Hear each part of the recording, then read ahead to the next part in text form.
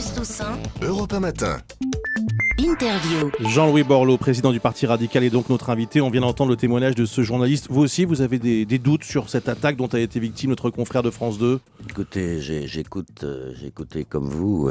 Il y a manifestement des zones d'ombre. J'espère que la lumière soit faite, et puis sera faite, et va être pensé à ses petites jumelles, et puis au souvenir de Jean-Louis Calderon. Oui. C'est là qu'on voit que dans les démocraties, dans les pays, cette presse-là, la presse, est absolument vitale, et ce drame. Enfin, j'espère vraiment que c'est pas une manipulation. Voilà.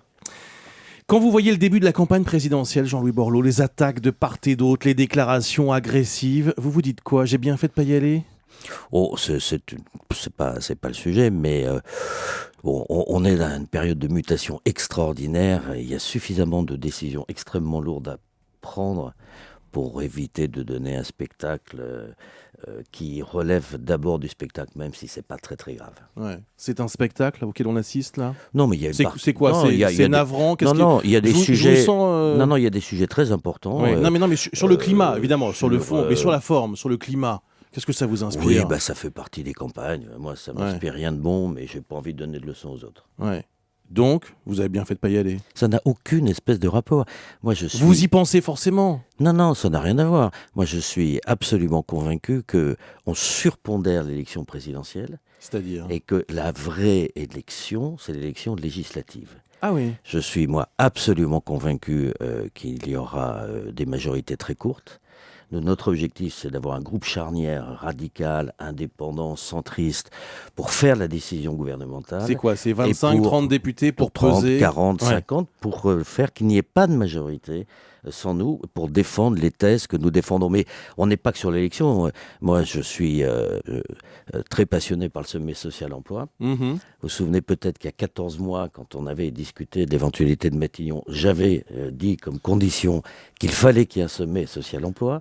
J'en avais Vous avez été écouté, mais un an et demi après. J'en avais fixé des pistes. Les pistes qui étaient un Grenelle de la fiscalité sur le financement des charges sociales et de notre protection sociale, un plan de qualification pour la jeunesse, un plan de qualification de formation pour les demandeurs d'emploi. C'est pas un peu tard ? C'est les taquineries du calendrier, voilà. Mais peu importe, l'essentiel c'est de le faire. Les taquineries du calendrier, vous êtes allé la chercher loin du calendrier. Mais je voudrais revenir 2 secondes. Non, sérieusement, est-ce que ce n'est pas un peu tard pour faire un sommet social ? La TVA sociale que vous avez vous-même défendue à un moment donné, la taxe Tobin. Attendez. Moi, je profitais pour faire une petite mise au point. Attendez, vous pourriez demander des droits d'auteur pour la TVA sociale. C'est vous, la TVA sociale, en 2007. Souvenez-vous. Vous avez une mauvaise mémoire. Alors, allez-y. J'ai simplement indiqué qu'on m'avait demandé d'y réfléchir. Et c'est le Premier ministre à l'époque, 3 jours après, qui a annoncé une hausse de 4%, ce qui n'avait pas été décidé, à ma connaissance, par le président de la République. Mais revenons sur ce sommet social. Moi, le Parti radical, nous, on a des exigences sur ce sommet social. Est-ce que vous me permettez d'en dire les 6 points ? Le premier, 6 points ? Oui, le premier, quelque chose qui me tient à cœur. Et si François Fillon veut me faire un cadeau de 2012, ils sont venus... C'est vrai que c'est votre copain, François Fillon, il va vous faire un cadeau. Écoutez-moi, ils sont venus il y a 40 ans. Ouais. Ils ont défendu l'industrie française. Ils venaient d'Algérie. Ils n'ont pas demandé le regroupement familial. Ils souhaitent repartir dans leur pays. Ils ne pouvaient pas le faire parce que leur point de retraite n'était pas suffisant. En 2007, nous avons... Vous savez comment on les appelle ?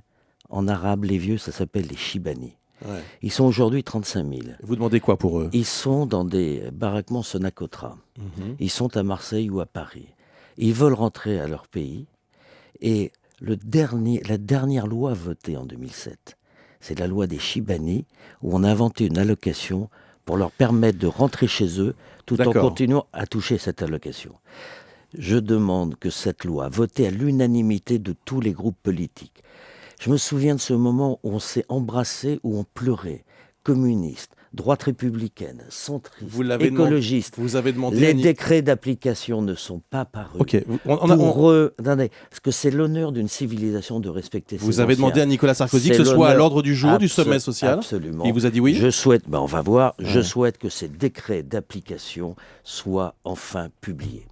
Lorsque vous avez rencontré Nicolas Sarkozy ce week-end, apparemment c'était dimanche à l'Élysée, il vous a demandé de lui apporter son soutien ? Non, je lui ai redit, comme je le dis à votre micro, ce que j'attends de ce virage social.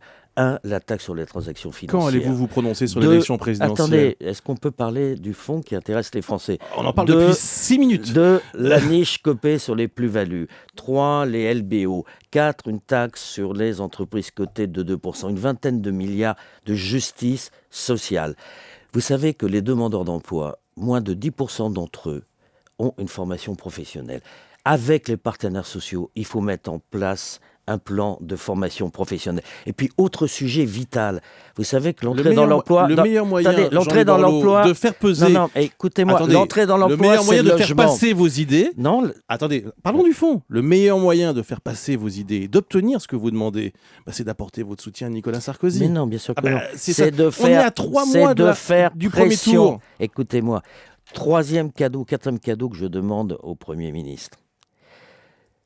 Vous rentrez dans l'emploi aujourd'hui, vous êtes jeune, vous êtes en stage, vous êtes en CDD, vous êtes en intérim. Vous ne pouvez pas trouver de logement.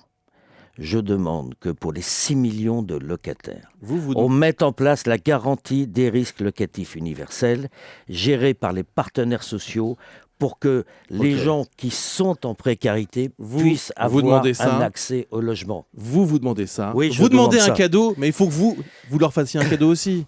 Ça marche dans les deux sens. Mon cadeau, ça sera d'applaudir. Je soutiens la taxe sur les transactions financières. Votre cadeau, ça va être d'apporter votre soutien. Ce sera officiel quand ? Mais vous êtes extraordinaire. Vous voulez absolument qu'on personnalise les élections. Moi, je vous dis, une élection présidentielle, je vous assure que c'est important qu'elle soit personnalisée. Je connais des présidents qui n'ont pas gouverné parce qu'ils n'avaient pas de majorité. Je connais aucune majorité, aucun gouvernement qui n'ait pas gouverné, même quand le président n'était pas de leur camp. Je vous dis, vous surpondérez l'élection présidentielle. Il y a une autre élection tout aussi importante. C'est l'élection législative parce que c'est ça, les manettes du gouvernement. Alors, les Chibani, la garantie des risques universels et un plan de qualification pour les demandeurs d'emploi. Merci Jean-Louis Borloo, merci d'avoir été avec nous ce matin sur Europe 1. Europe 1 matin. Bruce Toussaint.